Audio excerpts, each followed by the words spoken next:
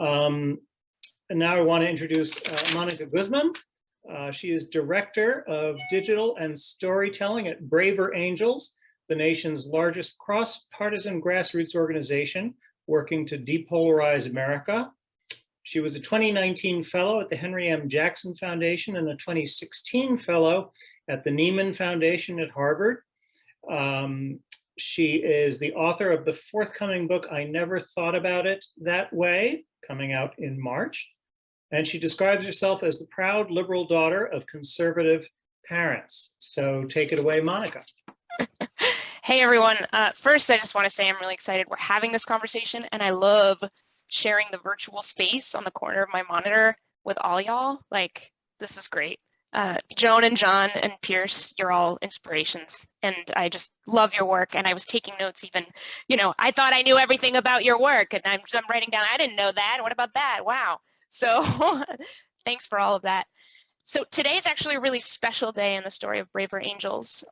5 years ago today, December 9th, 2016, Braver Angels hosted its very first event. It wasn't Braver Angels yet. It wasn't even Better Angels, which was the previous and original name. But a few people who really thought that something needed to change and someone had to swing for it, as Pearce said, decided that they could do something about it. So they gathered 10 Trump voters and 10 Clinton voters for a wide-ranging discussion, a range of exercise in a small church hall in South Lebanon, Ohio. 5 years later, Braver Angels has over 10,000 active dues-paying members in all 50 states. We have 2,500 active volunteers. It's a totally community-powered engine that we're building. 80 local alliances in urban areas and rural that all must be led by charter by 50% conservative, 50% liberals.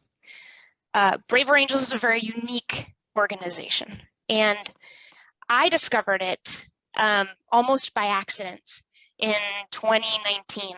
And I remember sort of seeing a pamphlet on a chair at this event called the Weave Summit and picking it up and like looking at it going, this is what I thought we couldn't do. Did they do it? Wait, really? And going and talking to people being like, is this for real? And I volunteered for a while and felt myself pulled deeper and deeper in until I just, this is where I had to spend my time. I think we're building something extremely special, and just love it, love all parts of it. Now, the broader question of polarization. We've talked about curiosity. My book is basically about it and how you make it work, and what I've learned from 17 years in journalism, asking questions for a living, but not just any questions. Having conversations focused on understanding without judgment. These are conversations that are becoming endangered in our daily lives. We have very few models for these conversations because the number of exchanges that are judgmental and strange and terrible so far outweighs, thanks to the digital revolution, the ones that are not, that it really is very difficult for people to even remember or feel that it's part of the menu of options. So curiosity is certainly a very big deal, but it is about relationship. We talked about that. And so Braver Angels is focused on, among many things, getting folks to practice, come together and practice. So a lot of what we do happens on a small scale, but broadly across the country. Things like workshops. We have our red-blue workshop. We have depolarizing within workshops. We have our families divided by politics workshop. We have a brand new social media, best practices for social media workshop, where you get to reflect on your own behavior on social media and ask yourself, am I the gladiator, the defender, the gang member, the sniper, or the engager? And we actually defend it, and we give you examples of what each of those roles looks like. So we're starting to deconstruct and give that back. And of course, doing it in partnership with Living Room Conversations, with all sides, with the Listen First Project. I mean, everyone is really kind of converging around the need for building back trust, the need for starting with curiosity, the need to step away from persuasion, which for so many of us seems like the only reason we would possibly talk to anybody, is to try to convince them to see things our way. And yet we know logically that that is not realistic. How often has that worked? In one conversation, you get someone to completely change sides? Like, has that worked for you? How often has that worked? And yet we pretend that that's the way this goes. So the methods are plenty. There's lots of extraordinary ideas. You know, among the ideas that really stand out to me, I'll mention a couple that Braver Angels really embodies, is make it a tour, not a trial. In a lot of our conversations across the divide, we want to know, we want to get curious, so we go, why? Why do you believe that? Why? But what we're really doing is asking people to justify not their opinions, but themselves. We're asking people to prove to us that they matter, because right now, in our estimation, they don't, because they hold an opinion we don't like. So instead of putting them on trial, which will never lead to a productive conversation most of the time, unless there's a lot of trust and banter and, you know, good-hearted competition is your thing, most of the time it's not going to go well. So instead of that, you take a tour and you ask the question, how did you come to believe what you believe? That's a question of curiosity. That's a question where you ask someone to tell their story, and you walk right alongside the paths they took to their beliefs, and you get information from an expert. There can't be any claims of fake news or misinformation. You are talking to the expert on themselves, right? Everyone is an expert in their own story.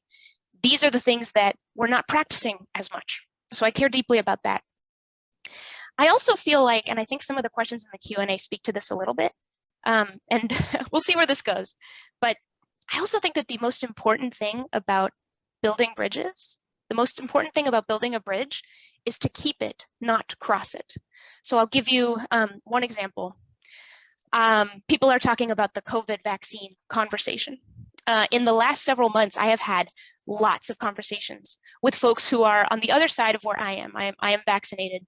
You know, I sort of believe that that's a good idea. I recently went to Mexico, and several of my relatives in Mexico are not vaccinated. And I just decided I'm gonna really try to understand why.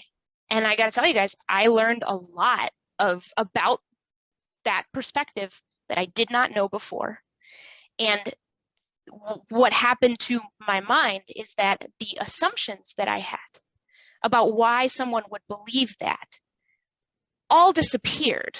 I mean, there were at least like 3 or 4 of those conversations, not to mention conversations through Braver Angels that I've also had with folks who are not vaccinated or, you know, hold these kinds of positions, and lots of perspectives that are just not as invalid as I had assumed. So all of that, what that does is it complicates everything.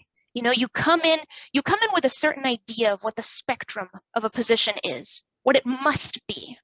And so your side is obviously, well, glowing and amazing, but whatever's going on over there has got to be dark and stormy. Like, it's just bad, right? But because it's dark and stormy, you also can't see it clearly. And that's the piece we miss. You can't see it clearly. We've been dancing around this theme that in a polarized world, if you can't get curious across divides in a polarized world, you can't see the world at all. You can't see it. So then we each have a choice. Are we going to accept the judgments we're making about the dark and stormy area, you know, kind of at the far reaches of our real sort of view? Are we just going to accept that? Or are we going to go and check it out? Because every single time you're going to find out it's more complicated than what you thought. So I will leave it at that because I am excited for a conversation. There's much more to say, but I'll stop there.